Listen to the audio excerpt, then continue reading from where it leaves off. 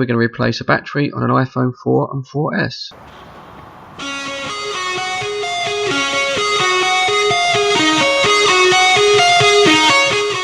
The best place to buy a replacement battery is eBay. Please note that the 4 and the 4S have different connections, and I would advise you to buy a battery with a repair kit at the same time because it saves money.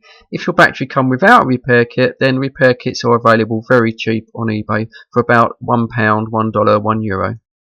Now when looking for your battery, despite what sellers will tell you, it's worth noting that Apple do not sell genuine parts online. If you insist on a genuine iPhone battery, your only choice is to go to the Apple store. Well, they'll take your phone away, put it in their workshop, and they'll fit the battery for you, at a cost of course.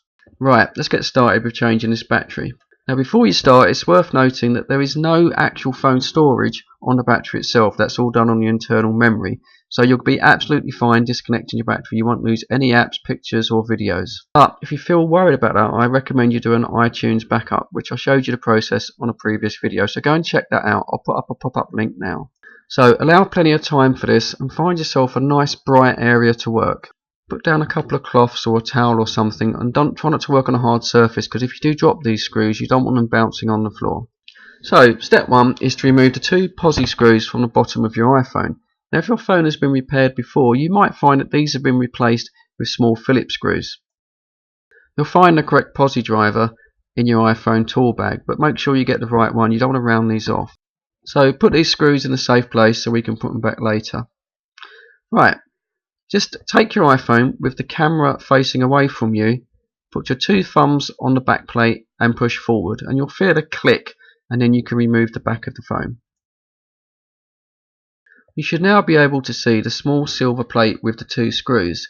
This is the battery connector. Take one of the small Phillips crosshead screwdrivers and carefully undo the first screw. Once the screw is removed, you can then ease out the backplate connector and then go ahead and remove the second screw. It's worth noting that these screws are different lengths. Take a plastic pry tool and very carefully remove the battery to motherboard connector. Then you can simply bend that out of the way.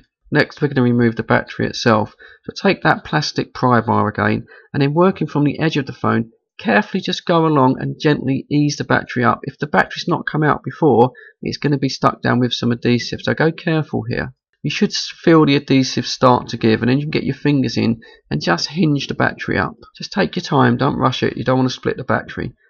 Once you've got it this far, you just pull the battery and away it comes, and you'll see the adhesive underneath.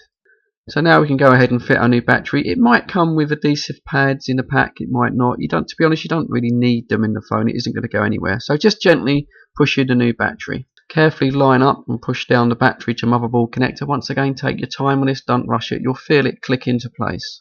Remember to slide back in that little tiny back connector which goes under the silver plate. And then once that's in place, we can go ahead and put the screws back. Carefully feel the screws back into their threads, don't rush it. You'll feel the threads take on. If it goes really tight early, then you cross-threaded it, so back off and have another go. And that's it, congratulations, that's the fiddly bit done. Drop the iPhone back cover in place, and then as before, just put a little bit of pressure on with your thumbs and you'll just feel it click home. Once it has clicked home, you're ready to put the small posi drive screws back in. And that's it. It's all about done. Switch on your phone, you should be ready to run. Obviously your new battery is probably going to need a little bit of charging. So I hope this video has been helpful to you. If you want to learn more about repairing your phone, then check out my other iPhone repair videos. But as for now, I'd like to say, as always, thanks for watching, and I'll catch you on the next one. Bye bye now.